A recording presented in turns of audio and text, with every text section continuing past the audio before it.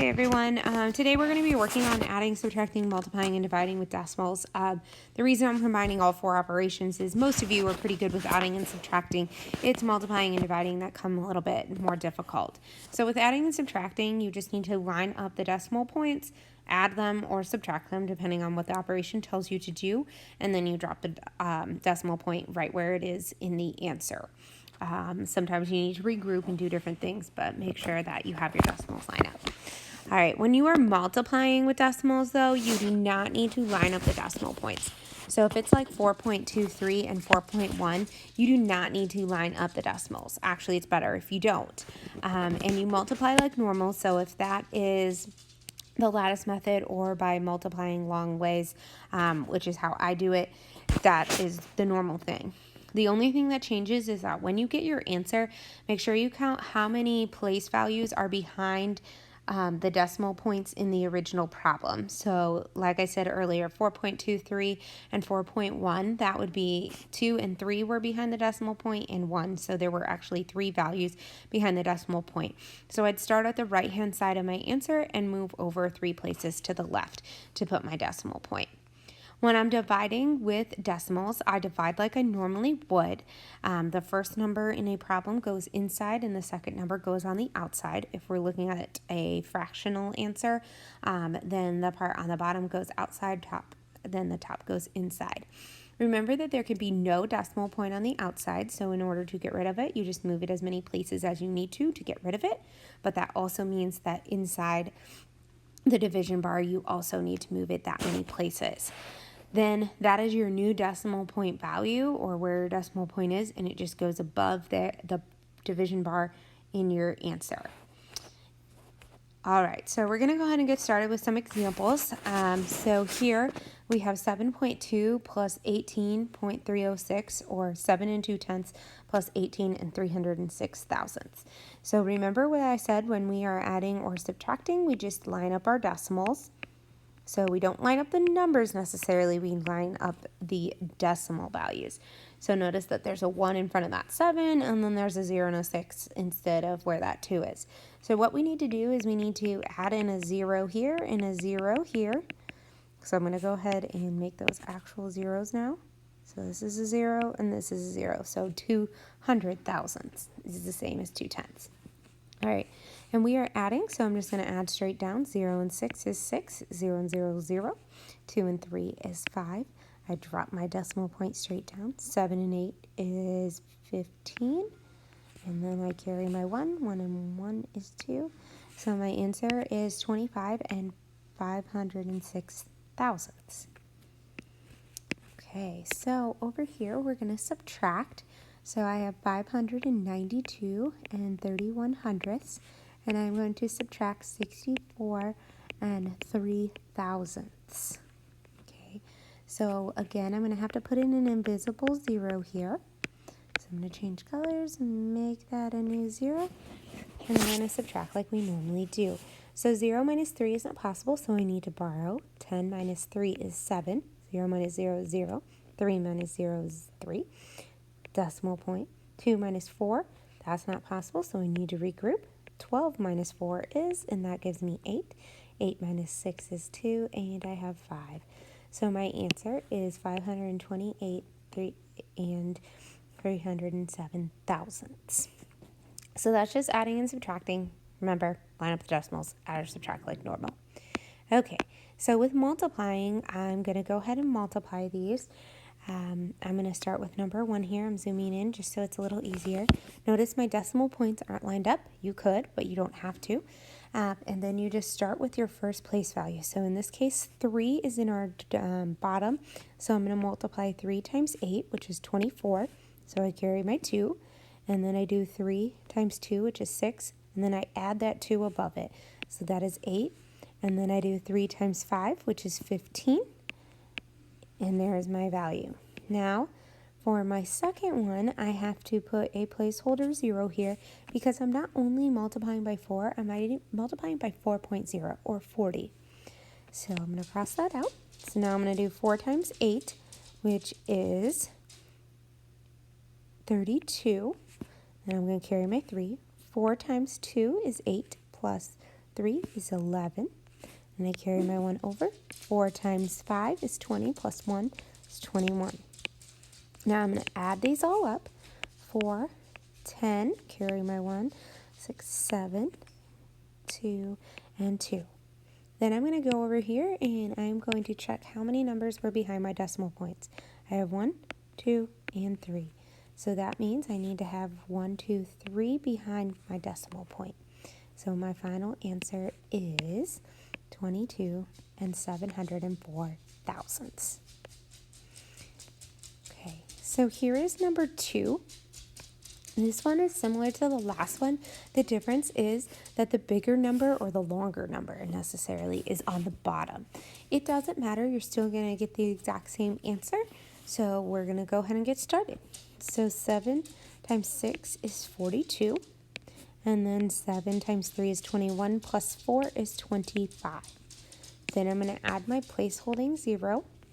I'm going to do 8 times 6, which is 48. And then I have a 4 again. 8 times 3 is 24 plus 4 is 28. Okay, and then I'm going to add my place holding 0 2 times this time. 4 times 6 is 24. And 4 times 3 is 12 plus 2 is 14. Now I add all this up, 2, and I have 13, carry my 1, 10, 11, plus 4 is 15. Carry my 1, 7, and 1. And then I look at my values and I see that there are 3 numbers behind my decimal point. So there are 3 numbers behind my decimal point in my answer. I ended up getting 17 and 532 thousandths. All right, here's our last one. If you want to try this one on your own, feel free to do so. This is similar to the ones we've been doing, just a little bit longer. Totally up to you if you want to try it on your own. If you don't, here we go. 2 times 1 is 2. 2 times 0 is 0. 2 times 2 is 4. And 2 times 1 is 2. Then I'm going to add my place holding 0 here. 6 times 1 is 6. 6 times 0 is 0. 6 times 2 is 12. Carry my 1. 6 times 1 is 6 plus 1 is 7. Add this together. 2, 6, 4, 4, and 7. And I had, I had 1, 2, 3 numbers behind my decimal point. So I have 3 in my answer. And my final answer is 74 and 462 thousandths. Again, if you need to pause this video, feel free to do so. You do not have to go through this without taking. I would prefer that you are taking notes. I'd also prefer that you are doing the examples as we go along and seeing, do you get the same answer that I got?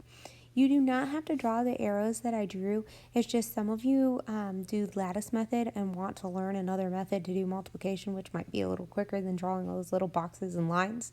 So that's why I drew those arrows. You honestly do not have to draw those arrows. You will get the same answer. All right, here we go. So our last three final examples are going to be division.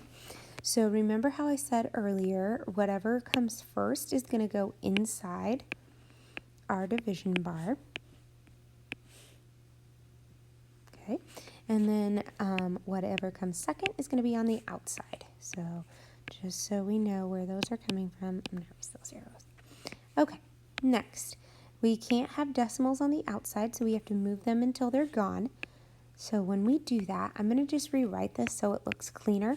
And I have 12 divided into 504. So my new decimal is right here, so I make sure that it's above in my answer. Okay, so what we're going to do is 12 cannot go into 5, but it can go into 50, and that is 4 times. 12 times 4 is 48, so I'm going to subtract that, and I get 2. Bring down my 4. 12 goes into 24 2 times with nothing left over, so I am done. My answer for this equation is 42. So that came out as a whole number. It doesn't always, but it can. You didn't do anything wrong. All right, here we go. So on this one, it's already set up for us. We just need to move our decimal 1 to the right, which means 1 to the right on the inside. So we have 15 divided into 675. Again, I'm just rewriting it so that it's a little bit neater for you. Okay, so now I ask myself, can 15 go into 6? The answer is no, but it can go into 67, and that is 4 times. 4 times 15 is 60. Then I bring down my 5. So now 15 can go into 75, and that is 5 times with nothing left over.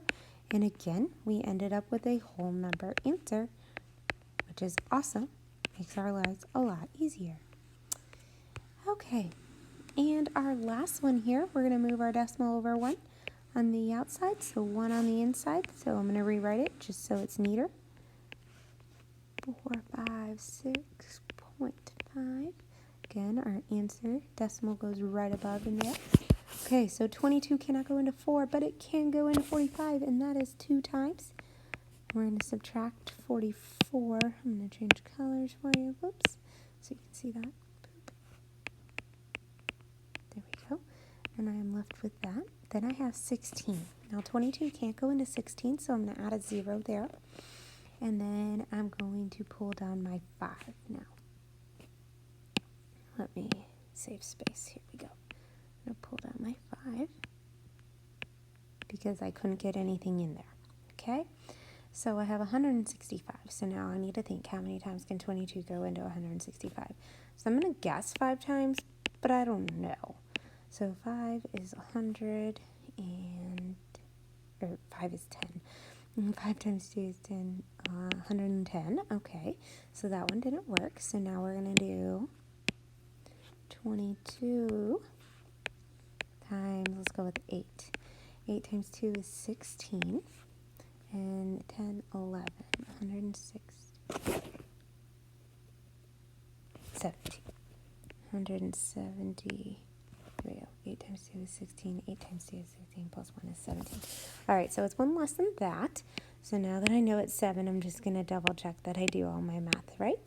So times 7. 7 is 4. And 7, 14, 15. 154. All right, so 7 times. And that is 154. Then we're going to subtract, and I get 1, 1. So now that I still have something left over, and then I add this in, and now I already did this, 22 times 5 is going to give me 110. So now I have nothing left over. So again, it is completely fine if you end up getting a decimal as your answer. Just make sure you keep dividing until it ends up being 0. Whereas examples 4 and 5, we ended up having whole numbers. Here we had a decimal. And so I just wanted to make sure. Remember your rules with decimals. They're the same with integers when you're working with positives and negatives. Multiplying and dividing, if they're the same sign, it's positive. Different signs are negative. When you're adding and subtracting, remember, same signs, add and keep, different signs, subtract. Use the sign of the bigger number, then you'll be exact. I do have an activity on Canvas, so make sure that you complete that as well. Make sure that if you need to go back and complete these examples, that you do have them in your notes, whether that's on paper or on Notability. You can always use your dual screen. And if you have questions, please email. I hope you have a great weekend, and take care.